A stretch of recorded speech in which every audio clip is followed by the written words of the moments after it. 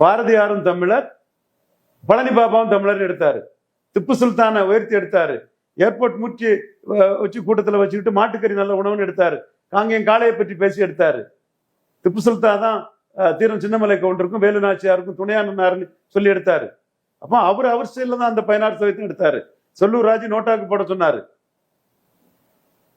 இவரு அதிமுக 23% வாக்கு தாங்க இருக்குது. வந்தா சீமானுக்கும் அவருக்கும் வித்தியாசம் இருக்காதுன்னும், டெபாசிட் இழந்து போயிடும். எடப்பாடி பழனிசாமி களத்தை விட்டு ஓடினாரு. எடப்பாடி பழனிசாமி களத்துக்குள்ள நின்னாரு சீமான். எல்லாரும் சொல்றாங்க 2 பேர் ஓடினாங்க, அதுல 2வது வந்தாரு சீமான்னு சொன்னா, ஓடதுக்கே முடியாம விஜயும் வேடிக்கை பார்த்துட்டு போயிட்டாரு, எடப்பாடி வேடிக்கை பார்த்துட்டு போயிட்டாரு. வேடிக்கை பார்த்துட்டு போனவங்களோட களத்துக்குள்ள நின்று ஓடுறவன் பெரியவங்க இல்ல.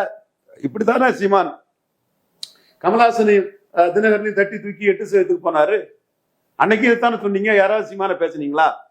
அப்ப சீமான் மேல உங்களுக்கு கோபம் இருக்கு, பொறாமை இருக்கு, எரிச்சல் இருக்குது. 8.2 எடுத்துட்டானுங்கிறத இந்தியா டுடே மணியால ஜீரணிக்க முடியல, சகிக்க முடியல.